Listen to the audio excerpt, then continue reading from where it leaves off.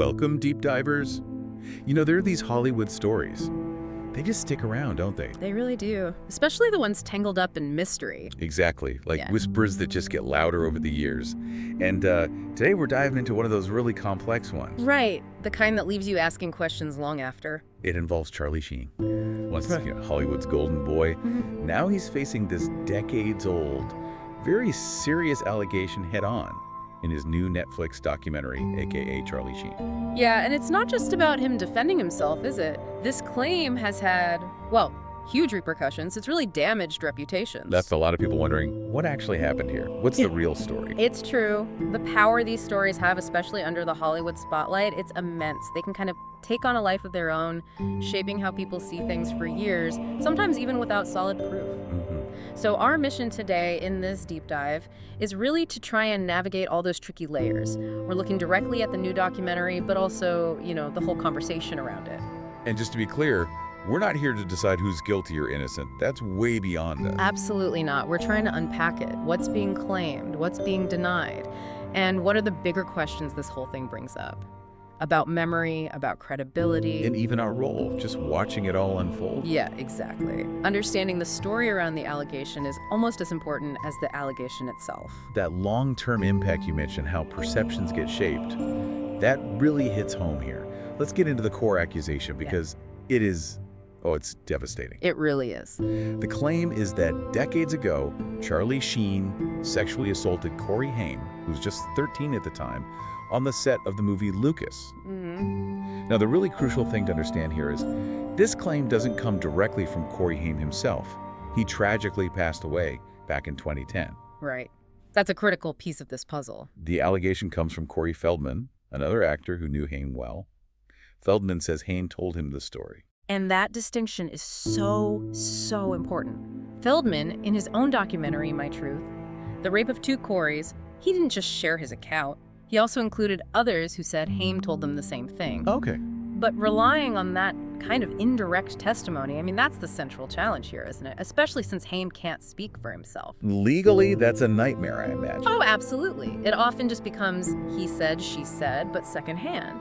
In the public eye, though, it creates this vacuum, and people fill it with speculation or belief, or maybe even their existing feelings about the people involved. Makes getting a clear answer almost impossible. Pretty much. It really shows how a story can take root and grow, even without the main person's voice. So Sheen was quiet about this for a long time, publicly anyway, and that silence itself became part of the story. But in this new documentary, aka Charlie Sheen, he finally talks about it. Directly. He does. What does that look like? How does he address it? Well, he doesn't just address it, he really confronts it head on. There's no beating around the bush. No vague statements. Yeah. No, not at all. It's not some carefully crafted PR thing. He explicitly calls the allegation a piece of vile fiction and absolutely femming bullshit. Wow. He uses really strong, blunt language, leaves absolutely no doubt where he stands. It's a total shift from his previous approach, which was basically ignoring it in public. So the documentary presents this as his final word, his definitive answer. That seems to be the intention, yeah. His unwavering counter-narrative. Yeah, that's a really forceful response, which makes you wonder, why now? Why wait all those years to hit back so hard against something so damaging? He talks about that dilemma. It's something a lot of public figures probably grapple with, right? This fear that if you even acknowledge an accusation, especially by suing, you might just amplify it. And give it more life. Exactly. Yeah. He actually says he regrets not suing Feldman earlier. His thinking at the time was he didn't want to give this what he calls a sensational accusation more oxygen, more attention. He worried that talking about it would just make more people assume it was true. Yeah, precisely.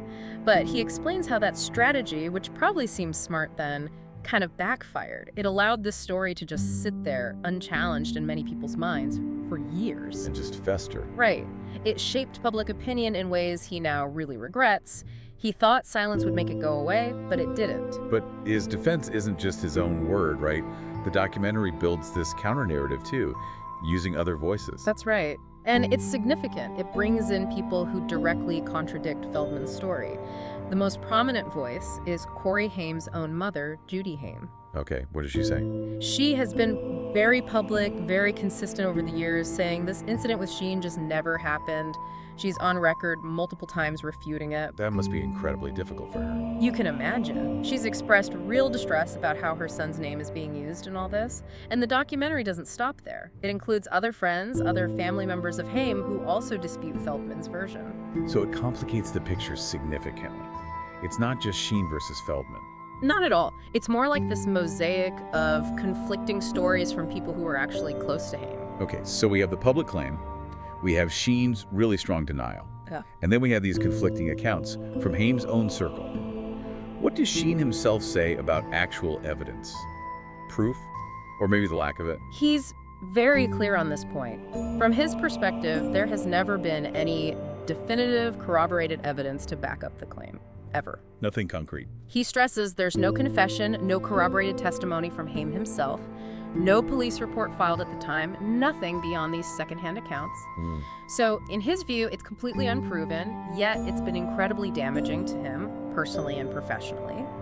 He basically sees it as a harmful rumor that just caught fire. Right, which highlights how powerful an accusation can be, regardless of the hard facts. Absolutely. It shows how they can persist. And this really pushes us beyond just asking, did it happen or not, doesn't it? Because these situations, they're almost never simple. They always bring up these really complex issues. Credibility, how trauma affects memory, how memory itself can be unreliable. For everyone involved, yeah. Those making claims, those denying them. And how these stories just change and morph over time, sometimes completely separate from the facts. That's where the real deep dive is, I think.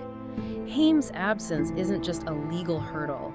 It fundamentally shaped the whole public conversation. Without his direct testimony, it became this battleground. Of secondhand stories and guesswork. Exactly. And think about Feldman's documentaries coming out. Years later, they reignited the whole thing, reframed it for a new audience, but still without new definitive evidence. Right. So it's not just about the initial allegation anymore. It's about the life that allegation takes on in the public mind, how it evolves. Yeah, when something like that is out there, it almost becomes its own entity. Detached from the specifics, influenced by what people already think or feel. It really does take on a life of its own. And watching Sheen in the documentary, you can really see the toll this has taken on him. What did you pick up on emotionally when he was addressing all this? Oh, it's palpable. You can see it on his face. There's anger there, definitely. But also this deep exhaustion, this frustration. Decades of it, I guess. Yeah, the weariness of fighting this thing for so long. And interestingly, he does acknowledge his past. He says he takes accountability for, quote, plenty of shitty things he's done. He doesn't shy away from his controversial past. No, he owns up to a lot of his past behavior, things that were very public.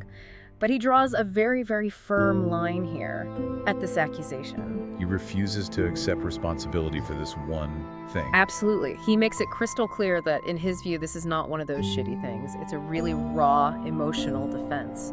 You feel the sense of grievance, like he feels deeply wronged by this specific claim. Yeah, you have to wonder about the psychological weight of carrying an accusation like that for so long, especially so publicly. It must be immense. It sounds like trying to solve a puzzle when, like, half the pieces are just gone and the other half might be from a different puzzle altogether. That's a good way to put it.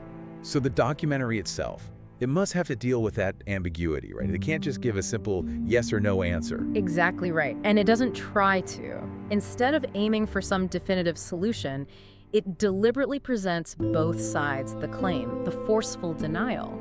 It really leans into that inherent ambiguity. Which is maybe more honest in a way? I think so. And it's powerful because it doesn't spoon-feed the audience an easy conclusion. It forces you, the viewer, to actually engage, to ask yourself, okay, what do I believe here, and why do I believe it? And maybe even, what's the cost of believing one side over the other? Precisely. What does it cost you or the people involved? It pushes you out of just passively receiving information and into this active space of thinking critically.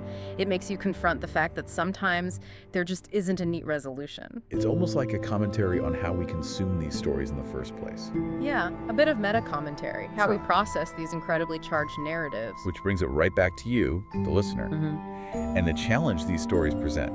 Just imagine for a second. You're accused of something truly terrible. But it's decades later.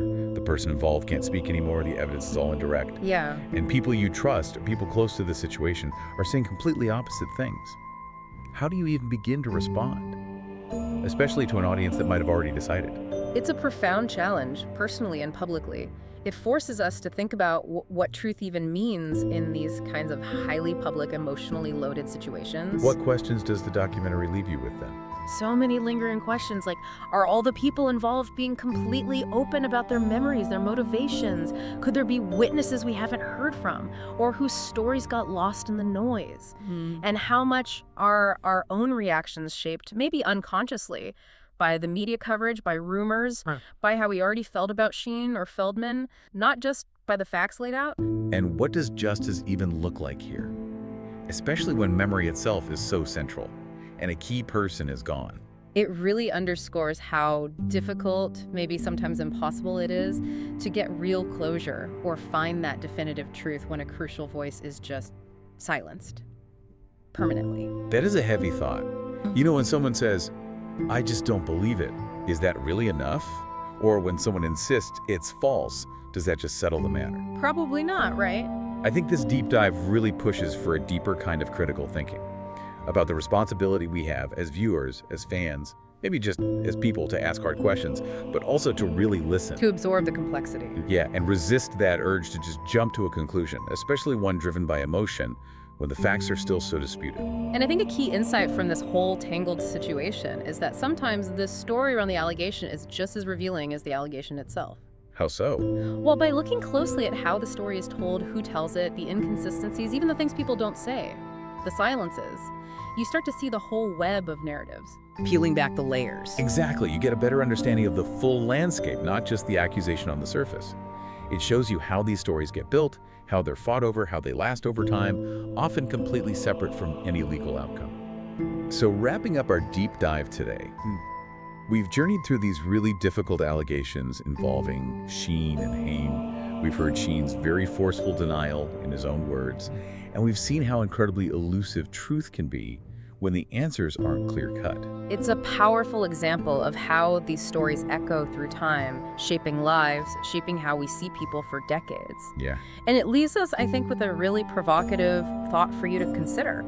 In this world where we're just flooded with information, with competing stories all the time, how do you decide what to believe? And what's the real cost, personally, for society when we form really strong opinions based on indirect evidence? Or based on just an emotional reaction, especially when the stakes are this high and a clear conclusion just isn't there. It's definitely a call to reflection for all of us. To keep questioning, to listen with a critical ear, and always consider just how complex truth can be, especially with stories that hit this hard. Thanks for diving deep with us today.